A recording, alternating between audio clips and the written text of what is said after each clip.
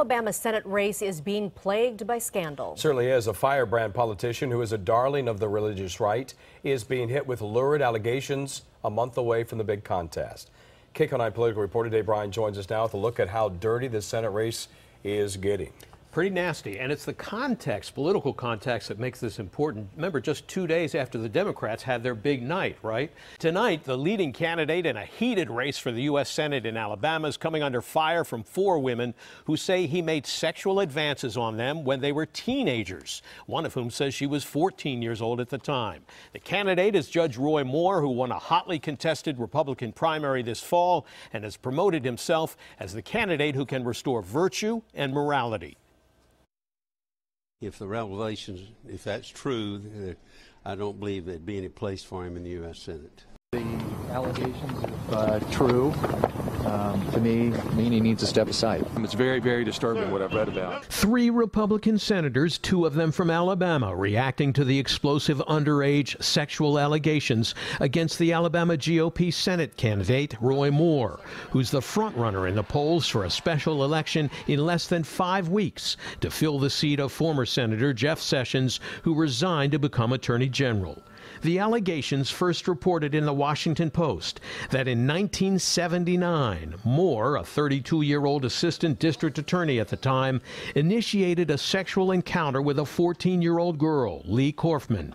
She and her mother were at a local courthouse for a custody hearing when they met Moore, who introduced himself and offered to sit with Lee while her mother was in the courtroom.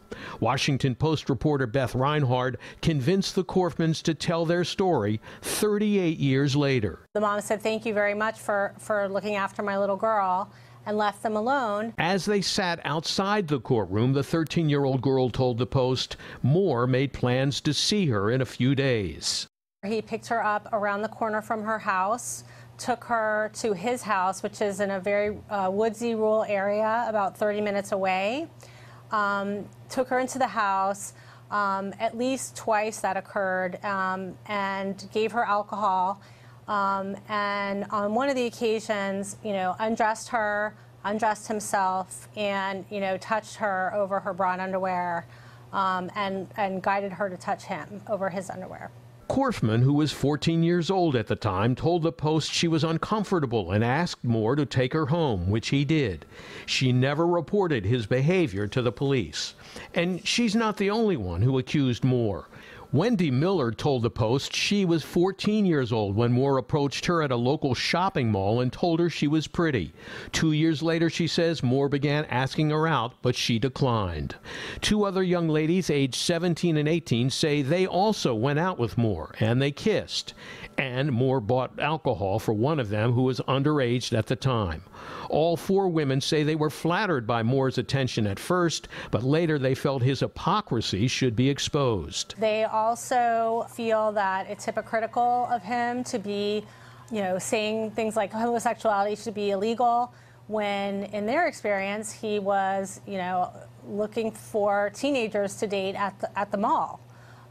When he was in his 30s. As for the motives of the ladies who complained about Moore to the Washington Post, reporter Reinhard says they were very reluctant to talk about their experiences, and it took weeks for Reinhard and her colleagues to convince them to go public. They were all off the record when we first spoke to them, and it took multiple interviews before they agreed to speak publicly, because in the end they felt like they needed to do it. Moore responded to the allegations, tweeting out, "The Obama-Clinton machine's liberal media lapdogs just launched the most vicious and nasty round of attacks against me I've ever faced. We're in the midst of a spiritual battle with those who want to silence our message. Our children's and grandchildren's futures are on the line, so rest assured I will never give up the fight."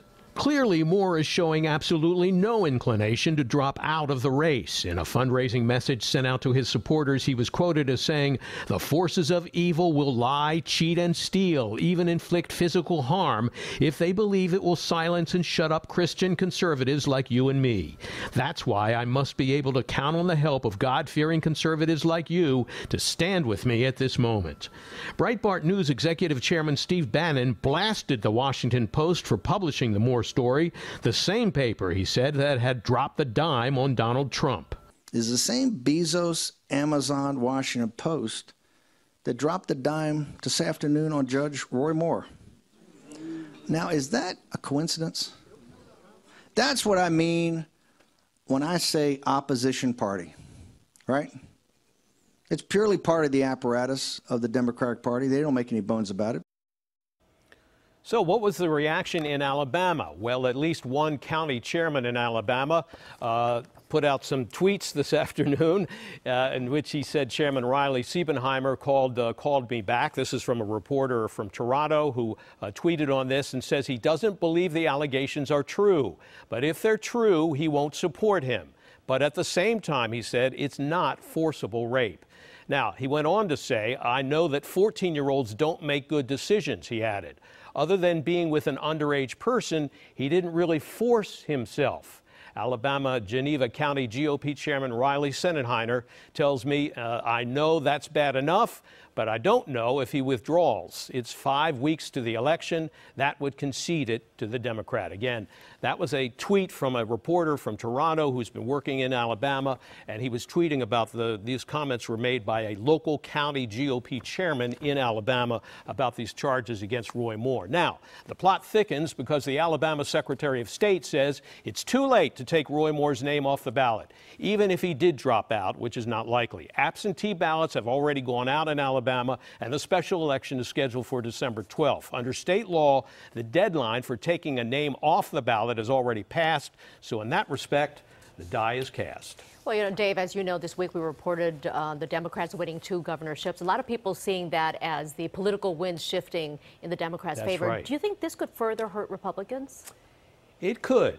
But I wouldn't go jumping to conclusions that the Democrat will win the Alabama seat, and here's why. Number one, this is Alabama, arguably the most Republican state in America, where no Democrat has won a Senate seat since 1992, 25 years ago. And as you just saw, there's plenty of skepticism in Alabama about these allegations against Roy Moore, who has always been a controversial figure, even by Alabama standards. In fact, I wouldn't bet against Moore winning the race next month, since many folks in that state see him as being the victim of unfair and vicious attacks from outsiders, liberals, and Democrats. Jeff, Lena, back to you.